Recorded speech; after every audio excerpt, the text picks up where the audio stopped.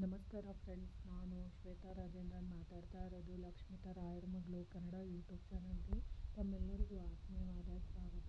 ಸ್ನೇಹಿತರೆ, ನಾನು ಇವತ್ತಿನ ದಿನ ವಿಶೇಷವಾಗಿ ಅಮಾವಾಸ್ಯೆ ಇರೋದನ್ನು ಮಹಾಲಕ್ಷ್ಮೀ ದೇವಿ ರಾತ್ರಿಯ ಹೊತ್ತಿನಲ್ಲಿ ಸಂಚಾರ ದೇವತೆಯಾಗಿ ಪ್ರತಿಯೊಂದು ಮನೆಗೂ ಸಂಚಾರ ಮಾಡ್ತಾ ಇರ್ತಾರೆ.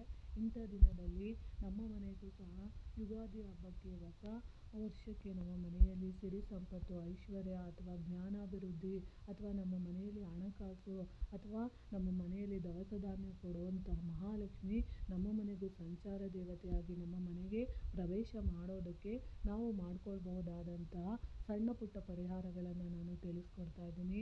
ಖಂಡಿತವಾಗ್ಲೂ ಇವತ್ತಿನ ರಾತ್ರಿಯ ಸಮಯದಲ್ಲಿ ಮರೆಯದೆ ಇದನ್ನು ಮಾಡ್ಕೊಳ್ಳೋಂಥ ಸಣ್ಣ ಪ್ರಯತ್ನನ ಮಾಡಿ ನೋಡಿ. ಆವಾಗ ನಿಮಗೆ ಗೊತ್ತಾಗುತ್ತೆ ಖಂಡಿತವಾಗ್ಲೂ ನಮ್ಮ ಮನೆಯಲ್ಲೂ ನಾವು ಇಷ್ಟಪಟ್ಟಂಥ ಮಹಾಲಕ್ಷ್ಮಿ ಸಂಚಾರ ದೇವತೆಯಾಗಿ ನಮ್ಮ ಮನೆಯನ್ನು ಪ್ರವೇಶ ಮಾಡಿ ಹೋಗಿದ್ದಾಳೆ ಅಥವಾ ಪ್ರವೇಶ ಮಾಡಿ ನಮ್ಮ ಮನೆಯಲ್ಲಿ ಇದ್ದಾಳೆ ಅನ್ನೋ ಭಾವನೆ ನಿಮ್ಮಲ್ಲೂ ಉಂಟಾಗುವಂಥದ್ದು ಖಂಡಿತವಾಗ್ಲೂ ಆಗುತ್ತೆ.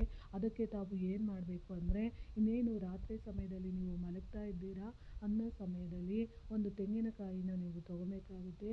ಆ ತೆಂಗಿನಕಾಯಿನ ನೀವು 2 ಹೋಳುಗಳಾಗಿ ಮಾಡಿ, ಒಂದು ಹೋಳಿಗೆ ನೀವು ಅರಿಶಿಣನ ತುಂಬಬೇಕಾಗುತ್ತೆ, ಇನ್ನೊಂದು ಹೋಳಿಗೆ ಕುಂಕುಮನ ತುಂಬಿ ನೀವು ನಿಮ್ಮ ಮನೆಯ ಪ್ರವೇಶ ದ್ವಾರದ ಮುಂದೆ ಆ ಹೋಳುಗಳನ್ನು ಇಡಬೇಕಾಗುತ್ತೆ.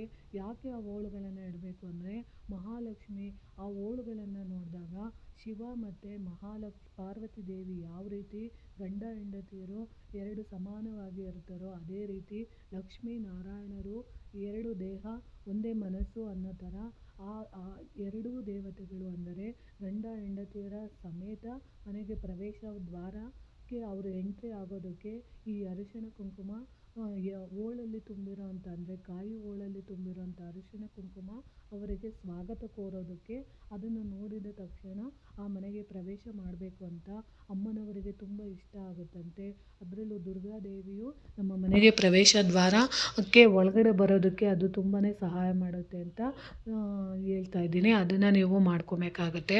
ಅದಾದಮೇಲೆ ನೀವು ಮನೆ ಪ್ರವೇಶ ದ್ವಾರದ ಮುಂದೆ ನೀವು ಮಲಗೋದಕ್ಕಿಂತ ಮುಂಚಿತವಾಗಿ ಸ್ವಲ್ಪ ನೀರಿಗೆ ನೀವು ಅರಿಶಿಣನ ಕಲಸಿ ಒಂದು ಸ್ವಲ್ಪ ಚಿಮುಕಿಸೋ ಅಂಥದ್ದನ್ನು ನೀವು ಮಾಡಿ ಮಲಗಬೇಕಾಗುತ್ತೆ. ಅದಾದ ಮೇಲೆ ನೀವು ಇನ್ನೇನು ಮಲಗ್ತಾ ಇದ್ದೀನಿ ಅಂತ ಅನ್ನುವಾಗ ನೀವು ಇವತ್ತಿನ ದಿನ ಒಂದು ತಾಮ್ರದ ತಟ್ಟೆಯಲ್ಲಿ ಅಥವಾ ತಾಮ್ರದ ಬೌಲಲ್ಲಿ ನೀವು ಕೆಂಪು ಕಲ್ಲು ಸಕ್ಕರೆನ ನೀವು ಆ ಬೌಲಲ್ಲಿ ನೀವು ಇಡಬೇಕಾಗುತ್ತೆ.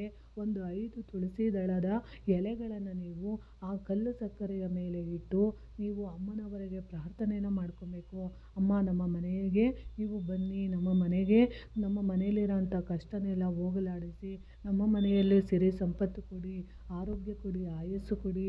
ನಾವು ಈ ವರ್ಷದ ಒಳಗಡೆ ನಾವು ಒಂದು ಒಳ್ಳೆ ಮನೆ ಕಟ್ಟೋದಕ್ಕೆ ಅಥವಾ ಒಂದು ಒಳ್ಳೆ ಕಾರ್ ತೊಗೊಳೋದಕ್ಕೆ ಅಥವಾ ಒಂದಷ್ಟು ಒಡವೆಗಳನ್ನು ತೊಗೊಳೋದಕ್ಕೆ ಅಥವಾ ನಮ್ಮ ಮನೆಯಲ್ಲಿ ಶುಭ ಕಾರ್ಯಗಳು ಆಗೋದಕ್ಕೆ ನೀವು ಸಹಾಯ ಮಾಡಿ ಅಂತ ಹೇಳಿ ಅದನ್ನು ನೀವು ನಿಮ್ಮ ಮನೆಯ ಅಡುಗೆ ರೂಮು ಶುಚಿಯಾಗಿರಬೇಕು. ಸುಮ್ಮನೆ ಏನೋ ಮನೆಯೆಲ್ಲ ಗಲೀಜಾಗಿ ಇಟ್ಕೊಂಡು ನೀವು ಕರೆದ್ರೆ ಖಂಡಿತವಾಗ್ಲೂ ಇರೋದಿಲ್ಲ. ಅಡುಗೆ ಮನೆ ನೀವು ಎಷ್ಟು ಶುಚಿಯಾಗಿಟ್ಟಿರ್ತೀರ ಅಂದರೆ ಗ್ಯಾಸ್ ಎಲ್ಲ ಕ್ಲೀನ್ ಮಾಡಿರಬೇಕು, ಇಡೀ ಅಡುಗೆ ರೂಮು ತುಂಬ ನೀಟಾಗಿರಬೇಕು. ಅಂಥ ಅಡುಗೆ ರೂಮು ಊಟ ಎಲ್ಲ ಮಾಡಾದಮೇಲೆ ಪಾತ್ರೆ ಎಲ್ಲ ಒಂದು ಪಾತ್ರೆನೂ ಇಲ್ದಂಗೆ ಎಲ್ಲ ನೀಟಾಗಿ ಎಲ್ಲ ತೊಳೆದು ಸಿಂಕು ಎಲ್ಲ ತೊಳೆದು ಎಲ್ಲ ಶುಚಿಯಾಗಿ ಇಟ್ಟು, ಇನ್ನು ನೀವು ಅಡುಗೆ ಮಾಡುವಂತಹ ಒಲೆ ಬಿಟ್ಟು ಸ್ವಲ್ಪ ಜಾಗದಲ್ಲಿ ನೀವು ಏನು ಮಾಡಬೇಕು ಅಂದರೆ ಒಂದು ತಾಮ್ರದ ಬೌಲನ್ನು ತಗೊಬೇಕು.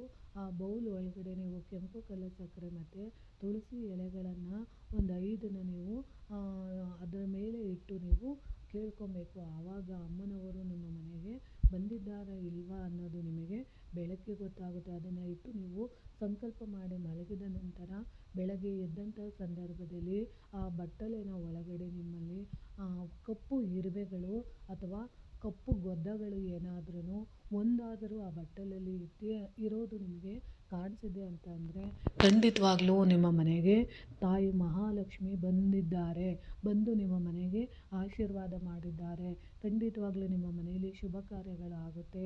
ನೀವು ಯಾವ ಉದ್ದೇಶಕ್ಕೆ ಸಂಕಲ್ಪ ಮಾಡಿ ಇಟ್ಟಿರೋಂಥ ಕಲ್ಲು ಸಕ್ಕರೆಯಲ್ಲಿ ಕಪ್ಪು ಇರುವೆಗಳಾಗಿರಬೇಕು, ಕಪ್ಪು ಗೊದ್ದಗಳು ಕಾಣಿಸ್ಕೊಂಡಿದ್ದೆ ಆದರೆ ದುರ್ಗಾದೇವಿ ಆಗಮನ ಆಗಿರುತ್ತೆ, ಮಹಾಲಕ್ಷ್ಮೀ ದೇವಿಯ ಆಗಮನ ಆಗಿದೆ ಅನ್ನೋದು ನಿಮಗೆ ಗೊತ್ತಾಗುತ್ತೆ.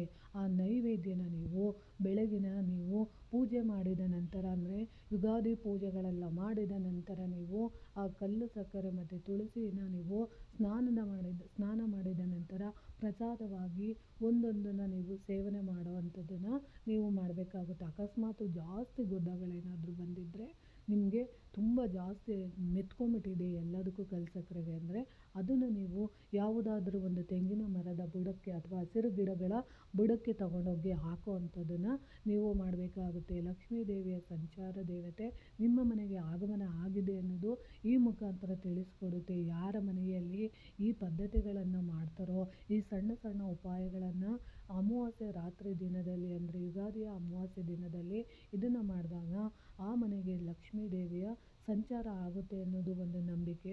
ನನಗೆ ಗೊತ್ತಿರೋಂಥ ಈ ಸಣ್ಣ ಮಾಹಿತಿನ ತಿಳಿಸ್ಕೊಟ್ಟಿದ್ದೀನಿ. ಖಂಡಿತವಾಗ್ಲೂ ನೀವು ಕೂಡ ಇದನ್ನು ಮಾಡಿ ಅಂತ ತಿಳಿಸ್ತಾ ಇದ್ದೀನಿ.